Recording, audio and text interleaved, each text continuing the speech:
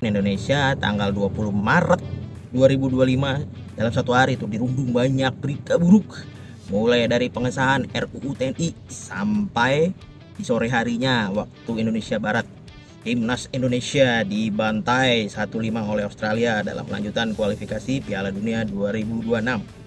Apakah gua terkejut? Tidak juga. Clivert itu sebelum datang, gue inget banget waktu ngobrol sama Najwa Shihab gitu ya di YouTube. Gue lihat dia mau Indonesia bermain ofensif. Oke, it's okay. Setiap pelatih bawa filosofi masing-masing, sistem bermainnya is okay. Tapi Clivert ini harus hati-hati. Dia belum tahu skuad kita tuh kayak gimana, skuad timnas Indonesia tuh seperti apa. Ada alasan mengapa pendahulunya STY lebih main defensif, transisi, counter attack. Karena this team not built by attacking football. Dan ya kemarin udah kelihatan waktu lawan Australia, terlepas dari taktik yang dipasang oleh Clivert, Indonesia netapin high defensive line, terus habis itu kecolongan dengan penguasaan bola 61%. Ya ball possession dapat emang, dan 11 tendangan percobaan, tapi nggak ada yang berbuah gol. Berbuah gol 1 sama Ole Romeni. Dan itu dalam kondisi udah tertinggal jauh.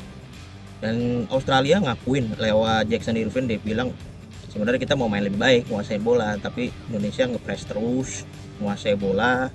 Kaget ya kok gue sebagai tim kandang kalah, tapi ya nggak apa-apa, yang penting kita menang. Ya itu pada akhirnya, buat apa lo ball possession 61%, serangan kelihatan, tapi pada akhirnya lo kalah gitu, lo kalah. Nah, itu alasannya kenapa STY menerapkan taktik defensif, serangan balik, karena tim ini nggak dibuild untuk bermain ofensif gitulah. Oke lah kalau Clivert itu datang, dia ngelatih Barcelona, ngelatih City, yang sistem mainnya udah jalan begitu ya. Emang beda nih timnas sama klub, dan juga pendekatannya juga beda. Timnas itu kan jarang-jarang, sementara klub itu kan ya latihan tiap hari sama pelatihnya. Oke lah kalau emang nggak apple to apple nih negara sama klub. Oke, benar. Tapi yang paling kontradiktif adalah si Clivert itu pernah bilang kan, gua nggak bakal manggil pemain yang waktu bermainnya di level klub jarang dimain. Nah itu ada Nathan Joao, ada Marcelino Ferdinand, dua-duanya starter.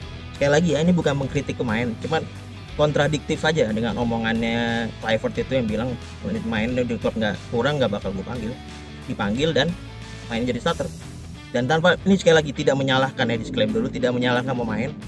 2 gol awal Indonesia terjadi karena Nathan Joao kan buat penalti, terus yang kedua blunder dia nendang ke belakang dan berbuah gol dari pemain Australia. Australia simpelnya efisien aja. Kemarin di GBK 0-0 emang nggak nyetak gol, tapi kita dapat 1 poin krusial. 6 poin kita sekarang ini nggak bakal ada kalau nggak dapat 1 poin kemarin di GBK. Kalau kita gila-gilaan main ofensif kemarin Australia di GBK, gua berani jamin kita kalah.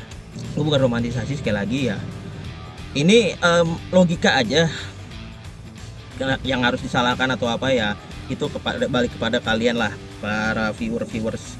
Cuman ya memecat pelatih di tengah turnamen besar itu konyol. Dan ketika orang bilang ya namanya juga proses, namanya juga baru 1 pertandingan, come on, ini bukan proses lagi timnas.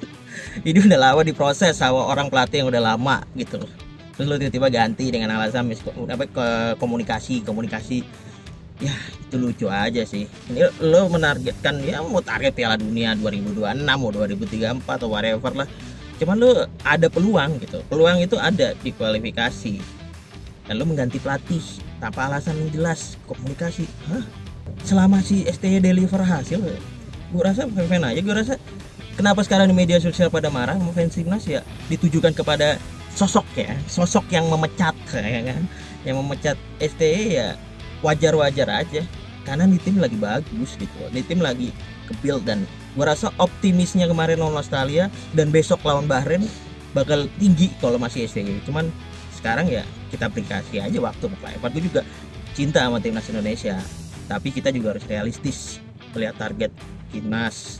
Lalu yang kedua adalah gimana Clivert juga harus realistis sama skuadnya, gitu aja. Jadi ya kita doakan saja Indonesia menang lawan Bahrain dan Clivert belajar dari pengalaman melawan Australia. Goodbye.